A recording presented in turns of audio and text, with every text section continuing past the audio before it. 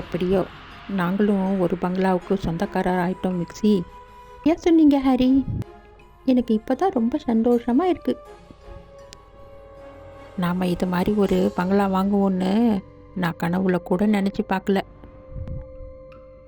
சரியாக சொன்னீங்க ஹாரி. நான் கூட இது மாதிரி நடக்கும்னு கொஞ்சம் கூட எதிர்பார்க்கல. என்னாச்சு? ஏன் காரை நிறுத்திட்டீங்க? யாரோ ரோட்டில் படுத்து கிடக்கிற மாதிரி இருக்குது. நான் போய் யாருன்னு பார்த்துட்டு வரேன். காரில் இருந்து பார்த்தா யாரோ படுத்து கிடக்கிற மாதிரி தான் இருந்துச்சு. பக்கத்தில் வந்து பார்த்தா யாரையுமே காணுமே. அது மரங்களோட நிழலாக இருக்கும். அதை நீங்கள் யாரோ படுத்துருக்கீங்கன்னு பார்த்து நினச்சிட்டீங்க. சரி வாங்க போகலாம்.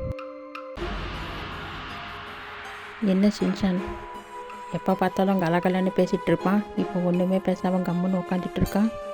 ரொம்ப ஆச்சரியமாக இருக்கே.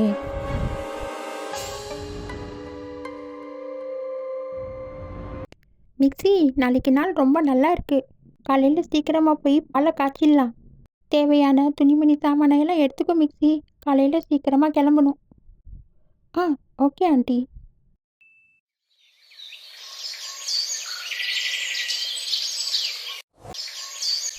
காய்கறி மளிகை சாமானெல்லாம் ஒரு மாதத்துக்கு தேவையானது எடுத்து வச்சுக்கிட்டீங்க போல். ஆமாம், அங்கேயும் இங்கே அழிஞ்சிட்டு இருக்க முடியாதுல்ல. அதான் எல்லாம் கொஞ்சம் சேர்த்து எடுத்து வச்சுக்கிட்டோம். சரி, சீக்கிரம் கிளம்பலாம். பசங்க எல்லாம் ரெடியா? அவங்க எல்லாம் சீக்கிரமாகவே எழுந்து ரெடி ஆயிட்டாங்க. அவங்களுக்கு அந்த பங்களாவுக்கு போகணுன்னா அவ்வளோ சந்தோஷம். ஷின்ஷான், நீ இன்னும் எந்திரிக்கலையா? இன்னும் தூங்கிட்டு தான் இருக்கியா? எல்லாம் ரெடி ஆயிட்டோம். நீ மட்டும்தான் ரெடி ஆகணும். சீக்கிரமாக போய் குளிச்சுட்டு வா போகலாம். அம்மா, எதுக்குமா? இங்கே நல்லா இருக்கு. அந்த பங்களாவுக்கு வேணாம்மா. சொன்னால் கேட்க மாட்டியா நீ? சீக்கிரமாக குளிச்சு ரெடி ஆகிட்டு வா போகலாம். இந்த பையனுக்கு என்ன பிரச்சனை? எப்போ பார்த்தாலும் இப்படியே சொல்லிட்டு இருக்கான். அவன் ஃப்ரெண்ட்ஸோட சேர்ந்து விளையாட முடியலன்னு அவனுக்கு வருத்தமாக இருக்கும். அதான் அவன் இப்படி சொல்கிறான். சரியா சொன்னீங்க ஹரி. அது மாதிரி தான் இருக்கும்.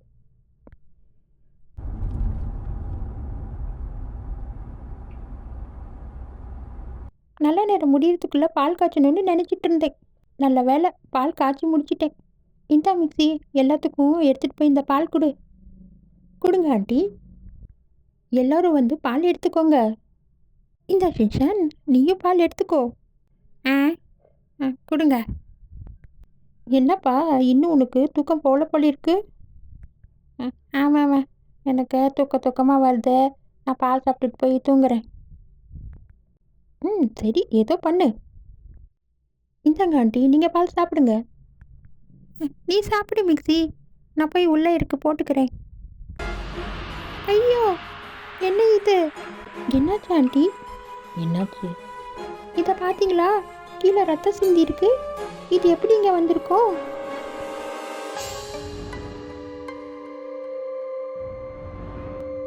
என்னது, ரத்தமா?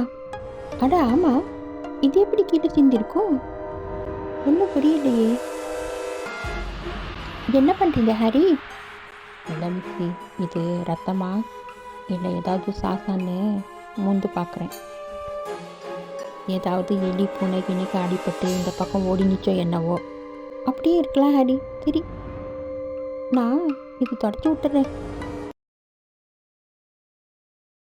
மிக்ஸி, எனக்கு என்னமோ இந்த சகுனம் சரிப்படல. அப்படியெல்லாம் ஒன்றும் இருக்காது ஆண்டி. இது காட்டுப்பகுதியாக இருக்கிறதுனால ஏதோ மிருகம் இல்லை பூனை ஏதாச்சும் அடிபட்டு இந்த பக்கம் வந்திருக்கும். ஜன்னல் வழியாக வந்து வெளியில் போயிருக்கும். அதுதான் இங்கே ரத்தம் சிந்தி கிடக்குது. நீங்கள் ஒன்றும் மனசை போட்டு குழப்பாதீங்க. வாங்க, நம்ம டிஃபன் ரெடி பண்ணி சாப்பிட்லாம். ரொம்ப பசிக்குது. காலையில் எழுந்திரிச்சிது. ரொம்ப பயங்கரமான பசி. நம்ம டிஃபன் ரெடி பண்ணி சாப்பிட்லாம். சரி மிக்ஸி.